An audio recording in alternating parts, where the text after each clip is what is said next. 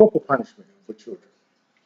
Corporal punishment for kids is based on Proverbs 23:13 and 14, which says, "Withhold not correction from the child, for if thou beatest him with the rod, he shall not die. Thou shalt beateth him with the rod, and shall deliver his soul from hell," which means physically punish a child. You won't kill him. You will correct an unfavorable behavior and teach them a valuable lesson. So with that concept, back many years, the school's parents kind of got together and said, okay, I have to go to work. The kids are required to go to school, and I can't come from work to take care of nitpicking matters with the child. So at that rate, if it's something that the school can handle, go ahead and discipline my child and let me know, because then I'll take care of the matter and it shall not happen again. So at that rate, adults were given permission to inflict pain on the child in response to an acceptable behavior or act, with the aim of 1, halting the offense, 2, stop a reoccurrence, 3, set an example for others.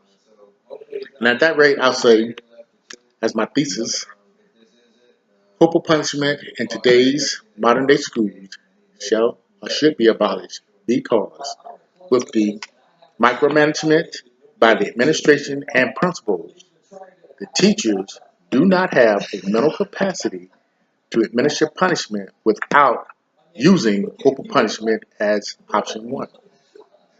But if you look at what teachers are being taught when they leave school about corporal punishment, you'll see that, or punishment in general, the discipline of the kids, you'll see that corporal punishment is number 8 on that list. So it kind of goes back to, I think President Obama said something about global nuclear war is an option, but it's not the first option. So I'll say the same thing. Corporal punishment is an option according to the rules, but it's not the first option.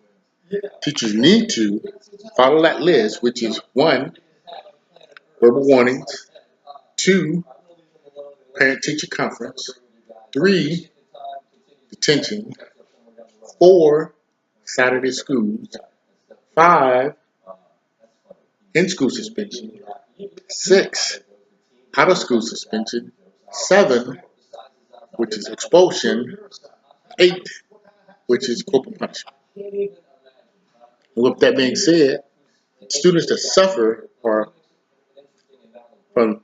corporal punishment never really grasp the concept of settling interpersonal conflicts, which means when they get in a conflict, they resort to violence or inflicting pain, which should never happen.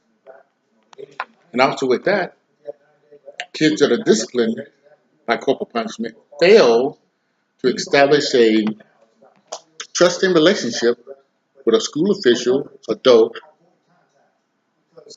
and they also suffer from having self-esteem and possibly school achievement problems.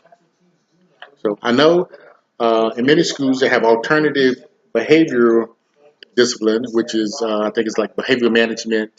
Then they also discussed a school-wide positive behavioral support.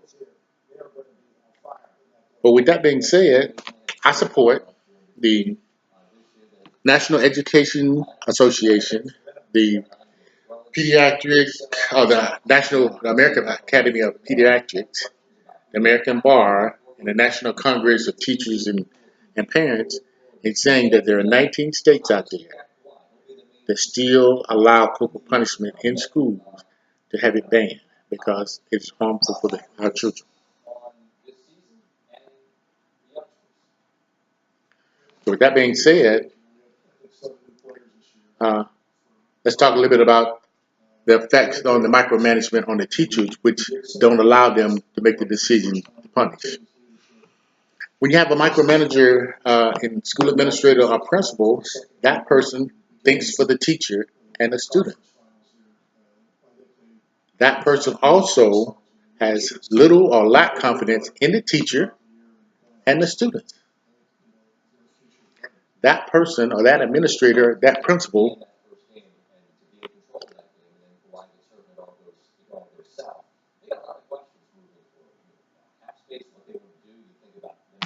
cause the student and the teacher to suffer academic growth and social growth. Key thing on that also is that leads to burnout and frustration of the teacher because he feels that he's been undermined, he's being treated like an idiot to some degree. And also, with the pressure of micromanagement in principal and administration, that causes, here's the key, mental health and physical problems for the teacher. So at that rate, instead of thinking and using the system in place per se that you've been taught to be a teacher, to use that level of discipline, you fall back to what the administration said. So, kid late for class, administration says, boom, corporal punishment, send him to the office. So at that rate, the teachers don't think anymore.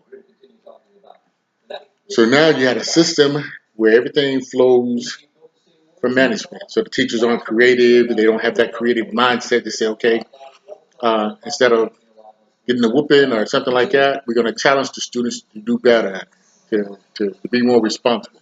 They don't do that anymore. So I say the teachers lack the mental capacity to discipline without using corporal punishment as option one. So at that rate, I'd say corporal punishment should be banned in public schools. And I've given you a definition. I gave you a proverb which instituted the whole concept of corporal punishment.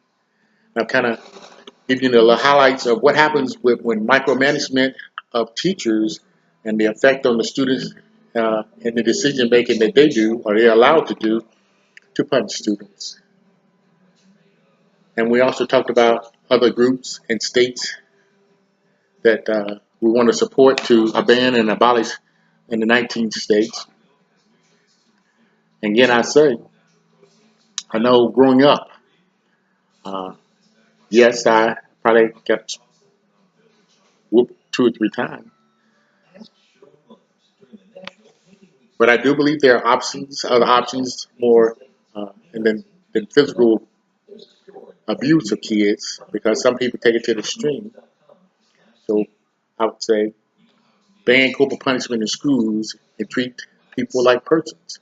Because I mean, right now you want people to be nonviolent. You have concepts in school where you have the nonviolent society, so you don't have bullying and stuff like that.